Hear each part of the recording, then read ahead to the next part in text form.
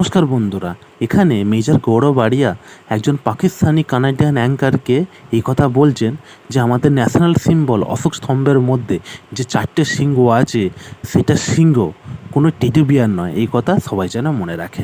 দেখুন আর কি কথা হয়। पॉलिटिक्स में बहुत ही इंटरेस्टिंग डिबेट्स भी होती हैं। शायद हम साउथ एशिया के रहने वाले इमोशनल भी हैं और बहुत ज़्यादा एक्सप्रेसिव भी हैं, और ये हमारा कल्चर है। इसमें अच्छी बातें कितनी हैं, बुरी बातें कितनी हैं, ये बहस नहीं। बहस ये है कि कौन सी बात रेलेवेंट है और कौन सी बात रेलेवेंट नहीं है। अभी भारत की पार्लियामेंट के बाहर जो ऑप्टिक्स चेंजेस आई, उसमें एक लाइन की भी जो उसका स्कल्पचर है उसकी भी स्टोरी है। और इस वक्त भारत में गर्मा गर्म खबर है कि जी ये जो ऑप्टिक चेंजेस हैं, मोदी जी ने अपना आप दिखाया है, एग्रेसिव वहाँ पे स्टैच्यूज लगाए हैं जो इससे पहले होते थे। अपोजिशन का कहना है कि वो तो बड़े ही सॉफ्ट किस्म के होते थे। ये लगता है कि मोदी जी का अपना खूनी चेहरा है। ये हैं बातें जो हमारे साउथ एशिया की पॉलिटिक्स में होती रहती हैं, और भारत चूंकि साउथ एशिया का दिल है, गढ़ है, और इस वक्त दुनिया का स्टेक होल्डर भी है, वहां पर इस तरह की जो बातें हैं इसके हवाले से हम बातचीत करेंगे मेजर गौरव आर्या जी के साथ। इसके साथ साथ चाइना ने जो भारत को एक तरह से वार्निंग दी है कि जो उनकी कंपनियों पर रेड होती है उससे इन्वेस्टमेंट के खदशे होंगे। फिर श्रीलंका का जो प्रॉब्लम है वो आपके और हमारे सामने है। हमारे साथ जुड़े हुए हैं दिल्ली से मेजर गौरव आर्या जी, जो किसी भी तारीफ के मोहताज नहीं। हम उनके शुक्रगुजार हैं कि करीब हर हफ्ते में समय देते हैं। उनका अपना चाणक्य फोरम, आप उसके वेबसाइट पे जाइए, उनके ऐप्स डाउनलोड कीजिए। मैं स्वागत करता हूं मेजर गौरव आर्या जी का। Thank you very much sir, thank you very much. आपका बहुत बहुत शुक्रिया, आप हमें वक्त देते हैं। ये बताइए कि ये जो नई डिबेट है भारत में, ये किस तरह की डिबेट है? पहली बात तो ताहिर साहब बुलाने के लिए अपने प्लेटफॉर्म पे बहुत बहुत शुक्रिया, आपका बहुत बहुत धन्यवाद।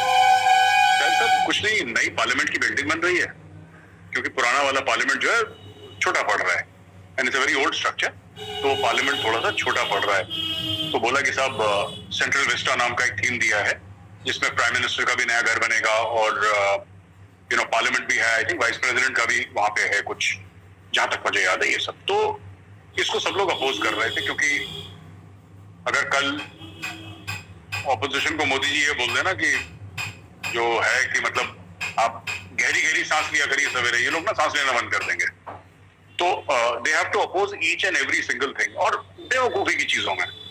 अच्छा, जो इंडिया का नेशनल सिंबल है वो अशोक स्तंभ वाला, जो अशोका लायन, तो उसमें चार लायंस हैं, उसमें एक दिखता नहीं क्योंकि वो पीछे की तरफ है, तो ऐसे 3 दिखते हैं। अब बहस इतनी बेवकूफी की है, मैं आपको क्या बताऊं। अब ये ऑपोजिशन पार्टी वाले कह रहे हैं कि साहब मोदी जी ने सब चेंज कर दिया, और जो पहले वाला जो शेर था ना, जो अभी चेंज से पहले था जो शेर, वो बड़ा सॉफ्ट था, बड़ा इनोसेंट था, बड़ा मुलायम टाइप का शेर था, और बड़ा मतलब बड़ा हल्का फुल्का टाइप का। और ये जो मोदी जी ने नया शेर लेकर आए हैं, कल्चर की बात चल रही है, तो साहब ये जो लेकर आए हैं मोदी जी, तो मुझे बोलते हुए हंसी आ रही है, मैं क्या बताऊं। ये बड़ा खुर्राटेदार है, और ये बड़ा इसके नाखून और पंजे निकले हुए हैं, और ये दिखाता है मोदी जी का असली चेहरा, और ये सब ड्रामेबाजी यहाँ पे शुरू हो गई। अच्छा साहब, स्टोरी ये है कि जो आर्किटेक्ट था, उस आर्किटेक्ट ने कह रहा था वो फोटो खींचने का एंगल थोड़ा सा अलग अलग हो गया। ऐसा कुछ नहीं है, इट्स द सेम लाइन। मतलब वो अशोक स्तंभ है, उसके 4 शेर हैं, तो वैसी लाइन दिखते हैं 4, तो वही है, वो एंगल थोड़ा सा ऊपर नीचे हो गया कि नहीं। अभी इंडिया में सबसे गर्मा गर्म बहस ये छिड़ी है, कितनी बेवकूफी की बात है, मुझे बताते हुए हंसी आ रही है। देखिए, मैं ये कह रहा हूं कि अगर एक तो ये लोग जो हैं, एक बहुत बड़ा यहाँ पे नामी ग्रामी एनजीओ भी चलाते हैं, पता नहीं क्या है, एक्टिविस्ट हैं, अपने आप को वकील कहते हैं, प्रशांत भूषण साहब, वो ट्वीट डाल देते हैं बीच बीच में, वो फायर कर देते हैं, वो दुश्मन दिखे ना दिखे, वो जनरल लाइन ऑफ डायरेक्शन में एक शॉट निकाल देते हैं उसे। अच्छा, तो उन्होंने बोला कि साहब ये मतलब कि ये गलत है, उन्होंने काफी तनकीद करी, और काफी लोगों ने ऑपोजिशन पार्टीज भी कुल मिल गई कि ये जो पहले वाला लाइन था बड़ा। मैंने ये ट्वीट करा इस पे सर, मैंने ये बोला, शेर कोई सॉफ्ट और इनोसेंट नहीं है। शेर is the king of the jungle sir. जो king of the jungle is an apex predator. आपने अपने देश का आपने अपने मुल्क का जो सिंबल चुना है वो लायन चुना है, बब्बर शेर जिसको कहते हैं, आपने लायन चुना है। अगर आपने सिंबल लायन चुना है तो लायन की कौन सी चीजें हैं जो आपको पसंद आई? उसमें करेज होती है, लायन में दिलेरी होती है, उसमें वो बड़ा अग्रेसिव होता है लायन। ये नेचर है लायन का। कैट फैमिली का the biggest member of the cat family is the lion, जितना मुझे नॉलेज है। He is very aggressive, he is an apex predator. उसको किंग ऑफ द जंगल क्यों कहते हैं सर? उसको किंग ऑफ द जंगल इसलिए कहते हैं क्योंकि सब उससे डरते हैं। अच्छा, इन्होंने चुन तो लिया सर शुरू में कि हम अशोक स्तंभ से जो लायन है वो लेंगे और उसको नेशनल सिंबल बनाएंगे, और जबरदस्त सिंबल है। और मैं तो जब भी देखता हूं मेरे रोंगटे खड़े हो जाते हैं। लेकिन मुझे ये समझ में नहीं आया सर, हंसी इस पे आती है, इनके लायन से एक्सपेक्टेशन क्या है? वो इंडिया का लायन है, इनके मन में ना टेडी बेयर होना चाहिए था। इनके दिमाग में एक अलग फिल्म चल रही है sir. It should be very cuddly, very sweet sort of thing, very non threatening. A lion is threatening sir. आप लायन तो अगर सामने लायन आएगा आप क्या सोचेंगे? और ये एक नहीं है सर, ये 4 है, उसके अंदर 4 लायंस हैं। ये क्या, जब आपके सामने 4 शेर लगा आपको क्या क्या लगेगा? Will you find them very cuddly and cute and sweet? You will run for your life, क्योंकि आपको लगेगा ये मार डालेगा मुझे। उसका लायन का एक एग्रेशन है। तो साहब इस पे बड़ी बहस चल रही है, और ये फालतू के इनके पास कोई, देखिए मैं आपको बताता हूँ इसके ऊपर एक और पॉलिटिकल एक ऐसा भी बड़ी कमजोरी भी है इसमें। एक्चुअली ऑपोजिशन का, किसी भी पॉलिटिशियन का बेसिक काम होता है इलेक्शन जीतना, ठीक है सर। और खासतौर से कांग्रेस पार्टी अपना काम करीब 10-15 साल से तो नहीं कर रही है, जहां तक मुझे याद है। They are losing every single election that they have fought.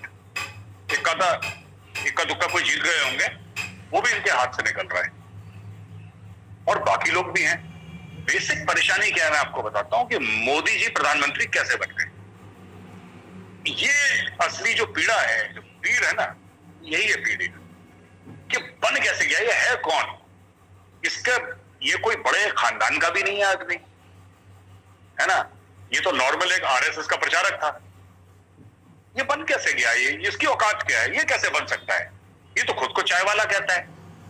तो ये चीज अभी तक इनको इतने साल हो गए, इनको अभी तक हजम नहीं हुई कि भारत का प्रधानमंत्री नरेंद्र मोदी जी कैसे बन गए। और यही इसलिए बेवकूफी की चीजें हर, ये जैसे कि वो मेढक निकलते हैं ना सर बारिश के बाद टर करते हुए, ये अभी निकल गए। ये मामला 1-2 दिन में चला जाएगा, लेकिन अभी बाजार बिल्कुल गर्म है। और आप टीवी स्टूडियोज में देखिए, इसी की बहस चल रही है दुनिया भर की। देखिए बात यह है कि प्राइम मिनिस्टर नरेंद्र मोदी इससे पहले चीफ मिनिस्टर रहे गुजरात के बहुत लंबे अरसे तक। अब वो प्राइम मिनिस्टर हैं, दूसरी टर्म है, और पंडित कहते हैं, पॉलिटिकल पंडित कहते हैं कि तीसरी टर्म भी शायद उन्हीं की होगी। तो वो तो ऑफ कोर्स एक बहुत बड़ा चैलेंज है। बात हमने लाइट शुरू की मेजर साहब। अब हम ये देखते हैं कि भारत का जो इस वक्त वर्ल्ड स्टेज पे रोल है वो बहुत बड़ा है। I2, U2 जो इजराइल, इंडिया, UAE, USA का इत्तेहाद है, उसमें भी भारत है। क्वाड का भी हिस्सा है, इंटरनेशनल स्टेक होल्डर है, दुनिया की 5 बड़ी इकोनॉमीज में से एक है। तो भारत में जिस प्रकार की पॉलिटिक्स हो रही है, वो क्या भारत के वर्ल्ड स्टेज पे जो उसका स्टैचर है उसके मुताबिक हो रही है क्या? नहीं, बिल्कुल नहीं हो रही। मुझे लगता है कि जो हमारा पॉलिटिकल डिस्कोर्स है वो अभी बौना है बड़ा। तो जो हमारी फॉरेन पॉलिसी चल रही है, जो जयशंकर साहब चला रहे हैं under the guidance of prime minister Modi, वो एक अलग लेवल पे चल रही है। वो फेरारी की तरह चल रही है सर, ये बैलगाड़ी की तरह चल रही है पॉलिटिक्स। तो ऐसा मेरा मानना है। किसी भी चीज का एक डिस्कोर्स होना चाहिए। तो यहाँ पे क्या है कि खास तौर से जो अब हमने देखा ऑपोजिशन में जब बीजेपी थी सर, हमने बीजेपी की जो हमने उस समय जो प्राइम मिनिस्टर थे, फिर बाद में वो ऑपोजिशन में भी कई साल, जिंदगी भर तो ऑपोजिशन में ही बैठे अटल जी। तो हमने तो अटल जी का ही देखा है example. They were very graceful sir, he was a very graceful person. ये इवन डॉक्टर मनमोहन सिंह जो कांग्रेस के थे, इतने साल प्रधानमंत्री रहे, आप उनकी 100 तनकीद करें बट कोई डिनाई नहीं कर सकता कि thorough gentleman, he is a thorough gentleman. PV Narasimha Rao साहब, and all the great leaders who have sat in the opposition and also, been part of the ruling elite in this country. Angel broking is now Angel One. पर क्यों? क्योंकि everyone deserves transparency. Angel One पे stock market में investing है zero brokerage के साथ. Angel One, आगे बढ़ने का स्मार्ट सौदा. Investments in securities markets are subject to market risks. Been part of the ruling elite in this country. हर समय एक किस्म का सर एक इंटेलेक्चुअल बड़ा एक होता था, जिस तरीके से अटल जी भी पॉइंट आउट करते थे. एक ग्रेस था उसमें, एक जेंटलमैनली कंडक्ट था, और जिसको हम फौज में कहते हैं ना OLQs, ऑफिसर लाइक क्वालिटीज, वो बड़ी थी अटल जी में. और बाकी लोगों में भी आप इनको देख लीजिए, आप डॉक्टर मनमोहन सिंह को देख लीजिए. ये आज की तारीख में भी ऑपोजिशन के पार्ट है, लेकिन जिस तरीके से डॉक्टर मनमोहन सिंह अपने आप को कंडक्ट करते हैं, that is something to be respected by everybody. आप ये कह सकते हैं कि नहीं बोले थे, ज्यादा नहीं बोलते थे, कंट्रोल, जो भी कहिए आप, उनकी तनकीद करिए, बट इज अ जेंटलमैन, इसको कोई डिनाई नहीं कर सकता. अब प्रॉब्लम ये है कि ये लोग ऐसी बातों पे बातचीत करते हैं सर कि आपको लगता है कि यार ऑपोजिशन की पॉलिटिक्स खास तौर से इतनी बॉर्निंग कैसे हो सकती है. And they are clutching at straws. इसका कारण भी है सर, इसकी वजूहत है कि आदमी जब बिल्कुल जिसको कहते हैं ना बेहस हो जाता है, अनफीलिंग हो जाता है. क्योंकि अनफीलिंग इसलिए भी हो जाता है क्योंकि इतनी हार देखी है लगातार दर लगातार, 15, 16, 17 पता नहीं कितनी बार तो हार गए, स्टेट. अब they have lost that memory of कि जब हम पावर में थे तो कैसा होता था. Because politics is all about winning elections, जैसा मैंने पहले बोला. Politics is all about winning elections. They have forgotten how to win elections. तो जब भी अगर मोदी जी मंदिर चले गए तो बोलेंगे ये कम्युनल आदमी है, और वो जो हिंदू है तो मंदिर ही जाएगा, और कहां चला जाएगा sir. Hindu will go to a mandir, और Muslim will go to a masjid, and each to his own religion sir. हम तो किसी को नहीं बोल सकते ऐसे. तो हर चीज में इनको प्रॉब्लम है. ये चले गए तो क्यों चले गए, ऐसा कर दिया. तो आज की तारीख में the people have stop taking them seriously, क्योंकि लोगों को ये लगता है इस वक्त भारत में, और ये बात डॉक्टर शशि थरूर ने भी बोली थी when he advised Rahul Gandhi. Congress के ही doctor Shashi Tharoor sir, and बड़े पढ़े लिखे और यूनाइटेड नेशंस में बड़ा एक आला रोल कर रहा है. डॉक्टर शशि थरूर ने भी यही बात बोली थी कि don't criticise the prime minister in every single thing. जहां पे वो गलत है आप क्रिटिसाइज करिए, जहां पे वो सही है आप उनकी तारीफ करिए.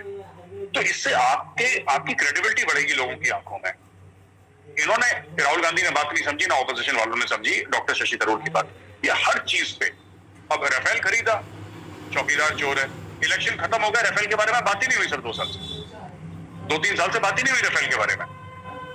ये जो कह रहे थे कि 58,000 करोड़ का स्कैम है sir, 58,000 crore. It's not peanut, sir. It's about, I think, if I'm not mistaken, something like $10 odd billion. Round about that figure, $10 अरब. ये कह रहे हैं $10 अरब अंबानी को दे दिया. अब इसके बारे में कोई बात नहीं कर रहा. क्या हुआ, अंबानी ने वापस दे दिया 10 अरब? हुआ क्या उसका? CAA के बारे में देख लीजिए, सिटीजनशिप अमेंडमेंट एक्ट के बारे में. अरे सारे मुसलमानों को देश से निकाल देंगे, ये हो जाएगा, सबको मार देंगे, सबको भगा देंगे. ये इन्होंने हल्ला करा शाहीन बाग में, इतना बड़ा ड्रामा करवाया. कितने मुसलमान हैं जिनको देश से निकाला? किसी को भी नहीं निकाला, सब अंदर ही है, कोई दिक्कत नहीं है. तो हर एक चीज को, फार्म लॉज को, हर एक चीज को इतना बड़ा मुद्दा बनाना, फिर अपनी मुंह की खाना, फिर बाकी उसमें यूटर्न लेना. तो ये ऑपोजिशन की एक नीति बन चुकी है, which is very unfortunate. We in India should have a vibrant opposition sir. किसी भी डेमोक्रेसी में ना एक वाइब्रेंट ऑपोजिशन चाहिए. लेकिन मुझे ऐसा लगता है कि मोदी जी और अमित शाह जी ने ना ऐसी मार लगाई है सर, किसी लायक नहीं रहेगा. ये फिर ये इनकी टोटल जो पॉलिटिकल पार्टीज आजकल ट्विटर पे चल रही हैं, it's only on Twitter sir. ये फालतू की चीज कि आपका पहले वाला शेर बड़ा इनोसेंट और बड़ा क्यूट था, और ये वाला शेर, इसके तो दांत नहीं, शेर के दांत नहीं दिखेंगे तो शेर कैसा वो दिखने चाहिए दांत. तो this is what is happening. जी देखिए, भारत की जो डेमोक्रेसी है दुनिया में बहुत रिस्पेक्ट की नज़र से देखी जाती है, और कहा जाता है कि दुनिया की सबसे बड़ी डेमोक्रेसी, और है भी. और एक तरह से उस रीजन में अगर हम देखें, साउथ एशिया के रीजन में, श्रीलंका हो, पाकिस्तान हो, बांग्लादेश हो, इन सब के लिए भारत की डेमोक्रेसी एक रोल मॉडल के तौर पर देखी और समझी जाती है. आपकी बहुत गहरी नज़र है उस रीजन में और वर्ल्ड वाइड जो अफेयर्स हैं उसमें भी। तो आप ये बताइए कि ख़ास तौर पर जो इस वक्त श्रीलंका में हो रहा है, श्रीलंका क्यों भारत से नहीं सीख सका, ना तो डेमोक्रेसी में ना इकोनॉमी में? इस पे भी थोड़ी सी अपनी राय दीजिए। सर ऐसा है कि हमारे यहाँ एक तो मुल्क इतना बड़ा है सर, मुल्क इतना बड़ा है कि जब तक किसी की ब्रूटल मेजोरिटी ना हो, एकदम थंपिंग मेजोरिटी, और तब भी जब थंपिंग मेजोरिटी भी है तब भी सर ये पूछ पाछ के बातचीत करके हमारा देश चला है। लोग कहते हैं भारत धीरे चलता है। सर भारत इसलिए धीरे चलता है क्योंकि सबकी राय मशवरे से, ब्रॉडली स्पीकिंग। अब हर चीज तो ऐसे नहीं हो सकती सर कि हर चीज के ऊपर आप डिस्कशन करें, लेकिन broadly the things that impact India sir, उनके ऊपर एक राय मशवरा इसके। तो इससे क्या होता है, हमारे इंस्टीट्यूशंस बड़े स्ट्रांग हैं। It all comes down to institutions. जहां पर भी बांग्लादेश हो, पाकिस्तान हो, श्रीलंका हो, नेपाल हो, जहां पे individuals become bigger than the institutions, वो मुल्क फेल हो जाता है सर, है ना।